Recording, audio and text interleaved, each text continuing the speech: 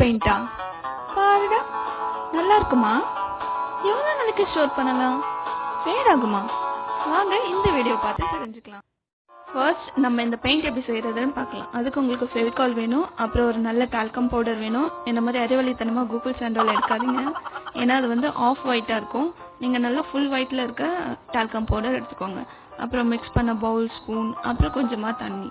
இப்போ வாங்க எப்படி செய்யறதுன்னு பார்க்கலாம். ஒரு ஸ்பூன் ஃபெவிகால் எடுத்துக்கோங்க, பவுலில் போட்டுக்கோங்க.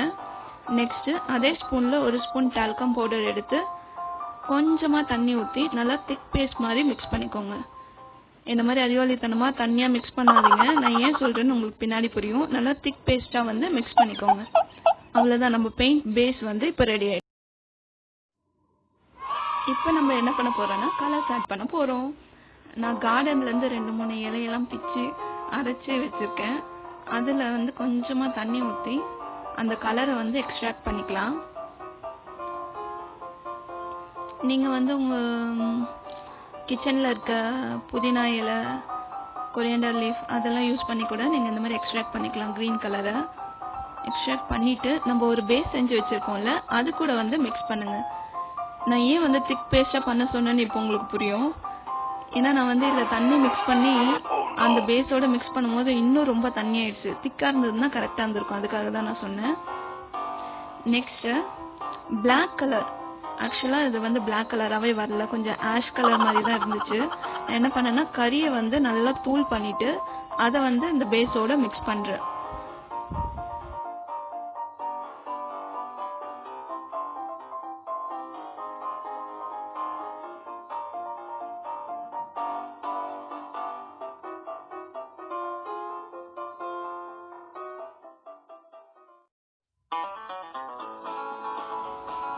நெக்ஸ்ட் என்னோட ஃபேவரட் கலர் தான் செய்ய போகிறோம். என்னோட ஃபேவரட் கலர் என்னதுன்னா ப்ளூ கலர். ஸோ அதுக்கு நான் என்ன எடுத்திருக்கேன்னு பார்த்தீங்கன்னா வீட்டில் இங்க் இருக்கும்ல, அதை எடுத்திருக்கேன். ஸோ அந்த இங்கையும் பேஸையும் நல்லா மிக்ஸ் பண்ணிங்கன்னா உங்களுக்கு வந்து ப்ளூ கலர் கிடச்சிடும்.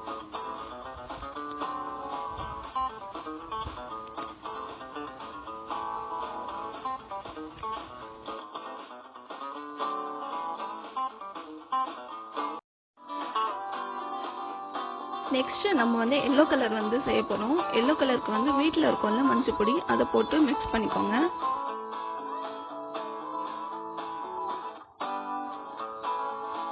வாங்க இப்போ இந்த பெயிண்ட் வந்து நல்லா ஒர்க் அவுட் ஆகுதா இல்லையான்னு சொல்லி செக் பண்ணி பார்க்கலாம். நான் ஒரு A4 ஷீட் எடுத்திருக்கேன். ஃபர்ஸ்ட் வந்து நம்ம எல்லோ கலர் ட்ரை பண்ணி பார்ப்போம். வாவ், உண்மையாகவே சூப்பராக இருக்குங்க. பிக்மெண்டேஷனும் செம்மையாக இருக்குது. நீங்கள் கண்டிப்பாக ட்ரை பண்ணி பாருங்கள், நல்லா தான் வருது. நெக்ஸ்ட் இப்போது ப்ளூ கலர் ட்ரை பண்ணுவோமா? இதுவும் சூப்பராக தான் இருக்குது. ஏன்னா கொஞ்சம் வந்து தண்ணி நிறைய மிக்ஸ் பண்ணிட்டேன், அதனால தான் நான் உங்களை திக் பேஸ்ட்டாக பண்ண சொன்னேன்.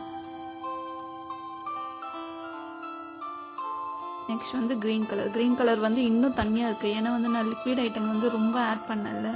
அதனால தான் நீங்கள் திக் பேஸ்ட்டாக பண்ணி அந்த லிக்விட் வந்து ஆட் பண்ணும்போது நீங்களும் கண்டிப்பாக இதை உங்கள் வீட்டில் ட்ரை பண்ணி பாருங்கள், உண்மையாகவே சூப்பராக வருது. நெக்ஸ்ட் விஷயம் உங்களுக்கு நான் என்ன சொல்லணும்னு நினச்சேன்னா, இப்போ பவுடராக யூஸ் பண்ணுறீங்கன்னா நல்லா ஜலிச்சுட்டு போட்டு மிக்ஸ் பண்ணுங்கள். அப்படி லிக்விடாக யூஸ் பண்ணுறீங்கன்னா நல்லா ஃபில்ட்ரு பண்ணிவிட்டு யூஸ் பண்ணுங்கள். ஏன்னா நான் ஃபில்ட்ரு பண்ணாமல் அப்படியே டேரெக்டாக போட்டதுனால கொஞ்சம் அந்த திரியாக ஒரு மாதிரி இருக்குது. அந்த பவுடர்லாம் அந்த ஸ்மால் பார்ட்டிகல்ஸ்லாம் பெயிண்ட் பண்ணும்போது கொஞ்சம் டிஸ்டர்பன்ஸாக இருக்குது. ஸோ நீங்கள் அதை பார்த்து பண்ணுங்கள். பாருங்கள், சூப்பராக பெயிண்ட் ஆகுதுல்ல. ஸோ இப்போ வந்து நம்ம ரிவ்யூக்குள்ளே போகலாம். பெயிண்ட் வந்து உண்மையாலுமே ஹோம்மேட் பெயிண்ட் வந்து ஒர்க் அவுட் ஆகுதானா? எஸ், ஒர்க் அவுட் ஆகுது. இதுக்கு நான் வந்து 5 out of 5 கொடுப்பேன். ஏன்னா சூப்பராக இருக்குது. நம்ம ரியல் பெயிண்ட் யூஸ் பண்ணி பெயிண்ட் பண்ண எப்படி இருக்குமோ அதே மாதிரி தான் இருக்குது, எந்த டிஃப்ரென்ஸும் தெரியல. ஸோ செகண்ட் நீங்கள் எல்லோரும் கேட்குற கொஷின் என்னென்னா, இந்த பெயிண்ட் வந்து ட்ரை ஆனதுக்கப்புறம் எப்படி இருக்குது, ஃபேட் ஆகுதா அப்படின்னு.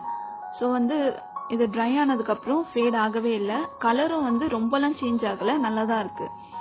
ஸோ அதுக்கான ப்ரூஃப் வந்து எண்ட் ஆஃப் த வீடியோவில் வந்து நான் இன்சர்ட் பண்ணியிருக்கேன். இந்த பெயிண்டிங் பண்ணி முடிச்சு 4 days கழிச்சு நான் அந்த வீடியோவை எடுத்திருக்கேன்.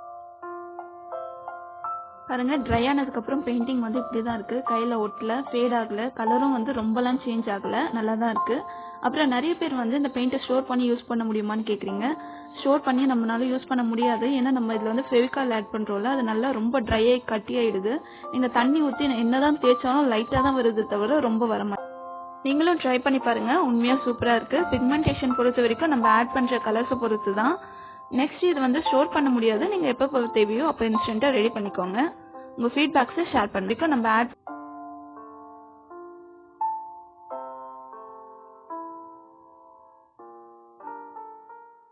இந்த வீடியோ உங்களுக்கு பிடிச்சிருந்தா மறக்காம நம்ம சேனலை சப்ஸ்கிரைப் பண்ணிடுங்க. ஒரு லைக் ஒன்று போட்டுருங்க. உங்க ஃப்ரெண்ட்ஸ் கூட ஷேர் பண்ணுங்க.